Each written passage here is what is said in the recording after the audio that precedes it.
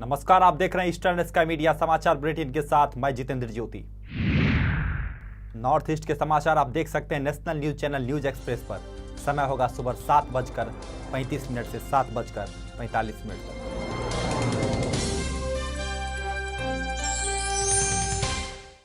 अरुणाचल प्रदेश के ईटानगर स्थित state institute of rural development में 12 और 13 सितंबर को ग्रामीण विकास कार्यक्रम पर 2 दिवसीय स्टेट लेवल रिव्यू मीटिंग का आयोजन किया जा रहा है। इसका उद्घाटन मुख्यमंत्री नाबम तुकी के द्वारा 12 सितंबर को किया गया। उद्घाटन समारोह में नाबम तुकी ने भाषण के दौरान प्रदेश में ग्रामीण विकास विभाग के अधिकारियों को निर्देश दिए कि केंद्र जिन योजनाओं को प्रायोजित करती है उन्हें जिला और ब्लॉक स्तर पर अविलंब लागू किया जाए और योजनाओं पर कड़ी निगरानी रखी जाए। मुख्यमंत्री नाबम तुकी ने ग्रामीण विकास कार्यक्रम पर होने वाली 2 दिवसीय स्टेट लेवल रिव्यू मीटिंग के उद्घाटन के दौरान अपने भाषण में ग्रामीण विकास विभाग में हो रहे कामकाज को लेकर काफी गंभीर दिखे। मुख्यमंत्री ने मनरेगा और integrated watershed management programme जैसी योजनाओं पर जोर देते हुए कहा कि ये योजनाएं जिला और ब्लॉक स्तर पर लागू होनी चाहिए और लोगों की इसकी पूरी जानकारी भी होनी चाहिए।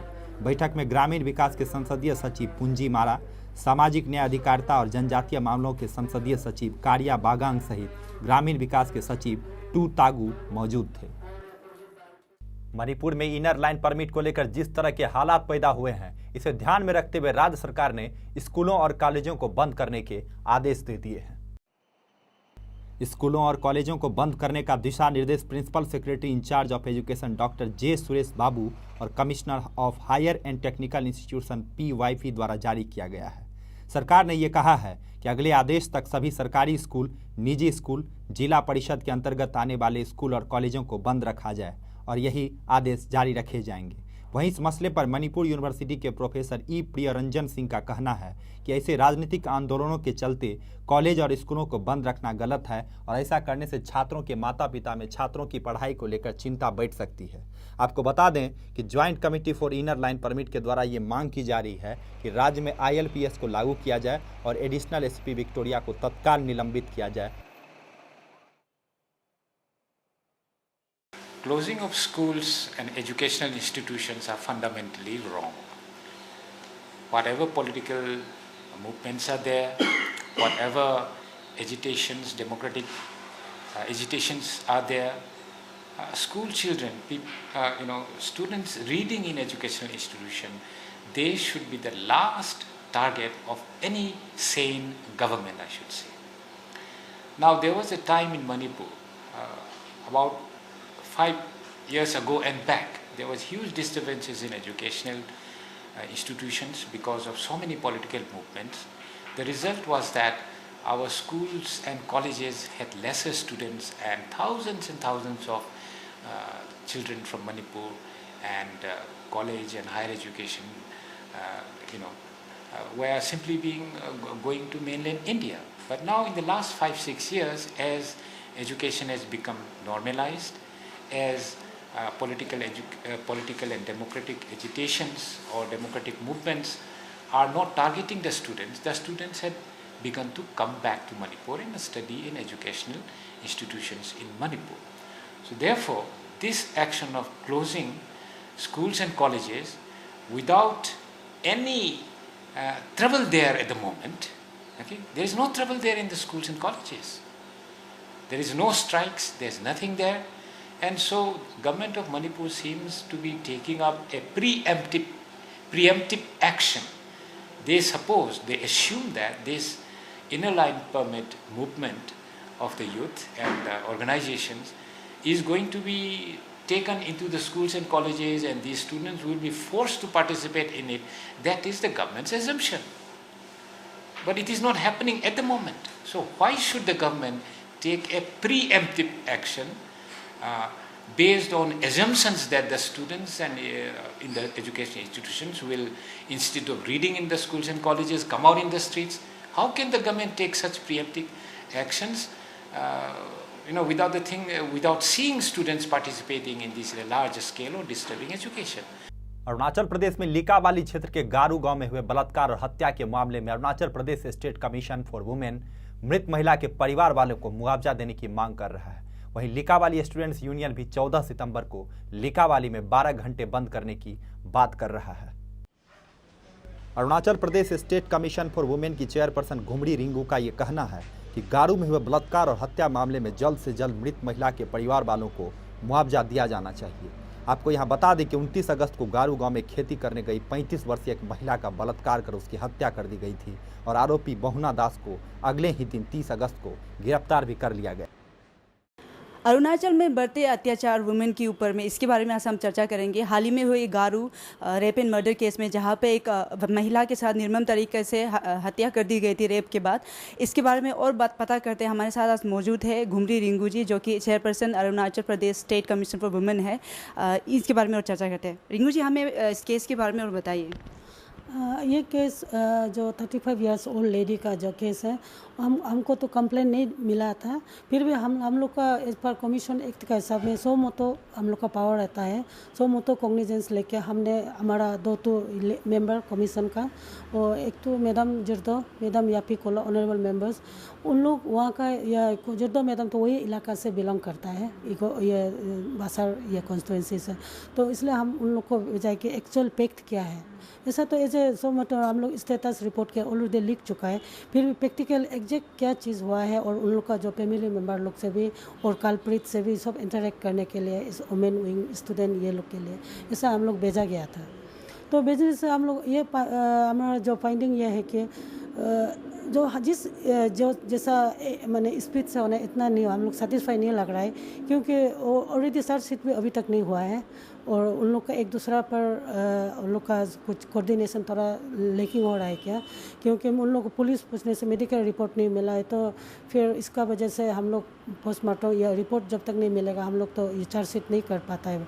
फिर SDO ने अपना प्रॉब्लम बताया है, तो उनका जो जगह सेफ्टी नहीं है ट्रायल के लिए, फिर DC को भेजना, ऐसा टाइप से थोड़ा समय जिस हम लोग जैसा एक्सपेक्ट किया इतना डिजायरेबल लेवल में नहीं हुआ है ऐसा। अच्छा, वुमेन कमीशन की अभी क्या डिमांड है उनका? तो वुमेन कमीशन इसलिए उन लोग ये सोचता है कि इसको जल्दी से जल्दी करना है। जो रेप और मर्डर केस तो 2013 का क्राइम जो हम लोग का नया लॉ बनाया है, इसका तहत में तो उसमें तो ये मतलब इतना लंबा खींचने का ज़रूरी नहीं है, उसको इमीडिएटली मतलब वो तो क्राइम रेप और मर्डर को डायरेक्ट पनिशमेंट देना है, डेथ सेंटेंस देना है, ये एज पर एक्ट में बर्मा कमेटी का रिकमेंडेशन में जो क्रिमिनल एक्ट 2013 का तहत। तो इसलिए हम लोग यही अपील है कि इतना लंबा चौड़ा केस को नहीं खींच के उसको इसी एक्ट का तहत में जल्दी से जल्दी सज़ा देना है।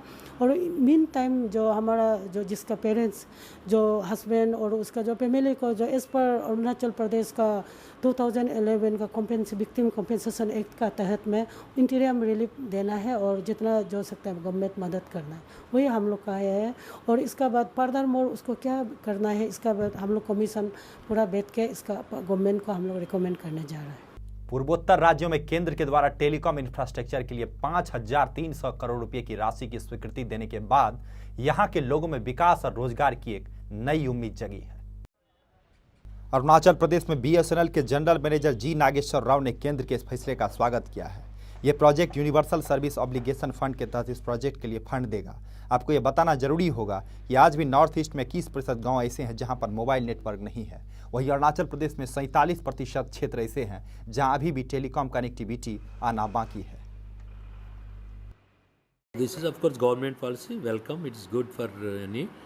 Even as far as Arunachal is concerned, we have planned. So if additional fund comes and additional direction comes, definitely it is good and it will be better. I feel government. I have been even asking. Even in fact, I asked the help of donor ministry, because as I told you in the beginning, there are no inter-district connecting roads.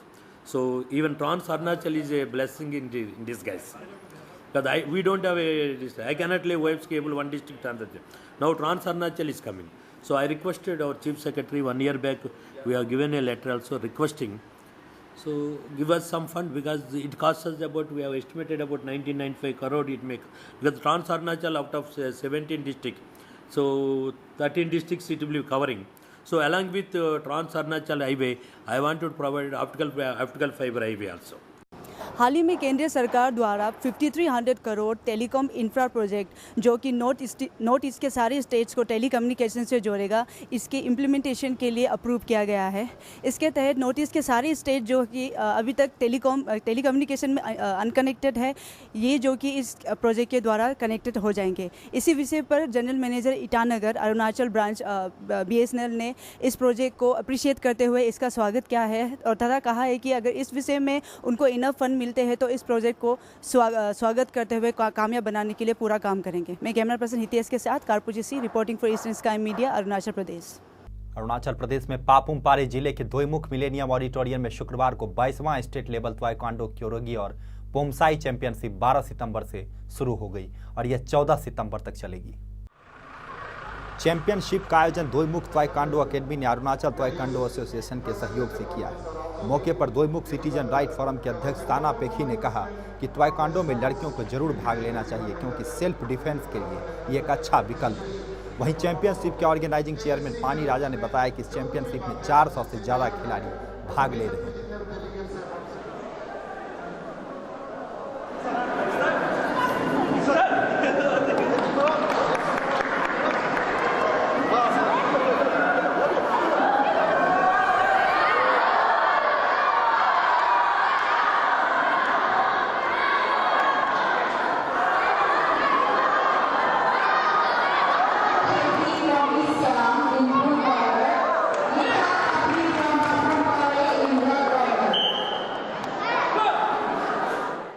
Arunachal Pradesh में ईटानगर के Raj Bhavan indoor badminton stadium में दूसरा Dorji Khandu memorial state open badminton championship 12 सितंबर से शुरू हुई है और ये 15 सितंबर तक चलेगी।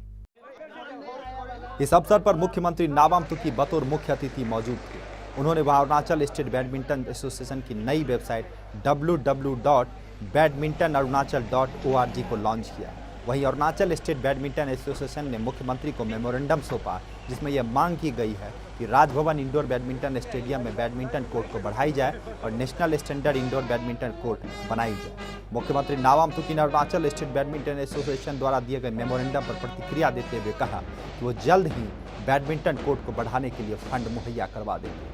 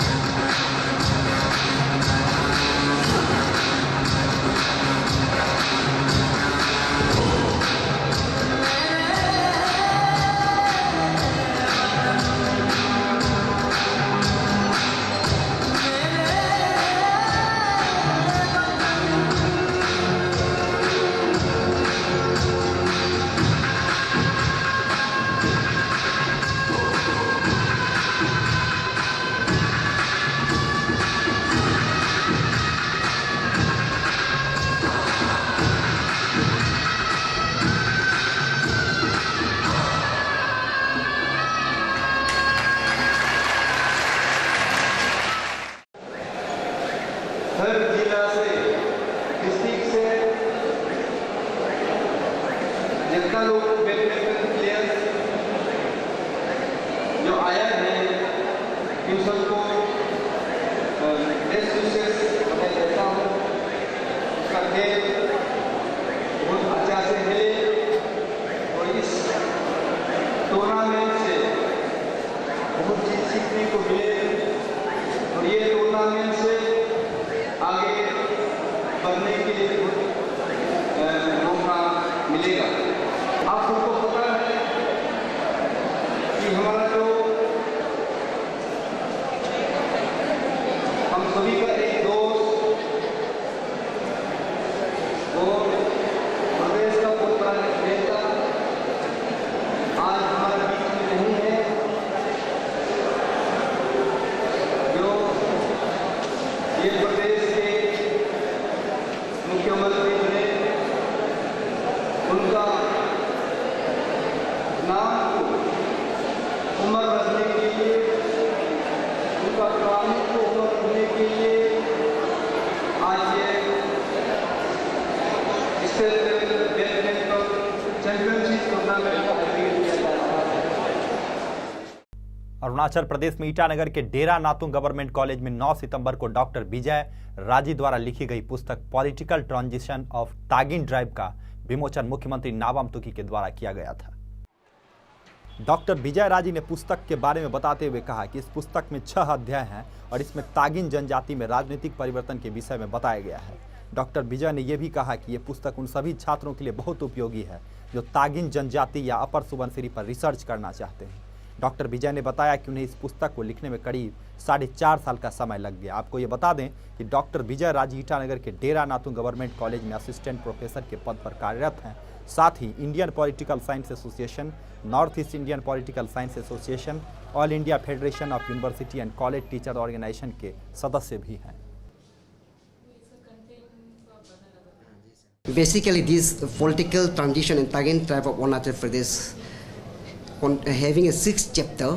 The first chapter is Arunachal, the introduction, profile of, within the introduction there is profile of Arunachal Pradesh, profile of Upper Subansiri district, and profile of the Tagian community. Second chapter is the DOPAM, that is the village council of the Tagian. Third one is democratic institution. Fourth one is the impact of the modern democratic institution. Fifth one is emergence of the leadership in Tagian society. And sixth one is this last one, that is a conclusion. Arunachal Pradesh में India Burma border से कुछ ही दूरी पर एक झील है जिसे lake of no return कहा जाता है। इस झील को एशिया का बर्मुडा ट्रायंगल भी कहा जाता है। भारत और बर्मा के बीच संबंधों में सुधार के बाद से इस झील ने पर्यटन के विकास में महत्वपूर्ण भूमिका निभाई है। इस झील को लेक ऑफ नो रिटर्न इसलिए कहा जाता है क्योंकि द्वितीय विश्व युद्ध के दौरान यहाँ पर कई विमान दुर्घटनाग्रस्त हुए, जिसके बाद अमेरिका ने यह कहा कि जो भी विमान इस झील के ऊपर से उड़ान भरता है वो कभी वापस नहीं लौटता है। वर्तमान में इस जगह की बात करें तो ये टूरिस्टों की पसंदीदा जगह बन गई है। दरअसल इंडिया म्यांमार बॉर्डर से कुछ ही दूरी पर चांगलांग जिले के नामपोंग में पांगसू पास विंटर महोत्सव मनाया जाता है, जिसे देखने हजारों लोग पहुंचते हैं और झील की सुंदरता को देखे बगैर नहीं रह पाते हैं। आज के अंक में फिलहाल इतना ही। नमस्कार।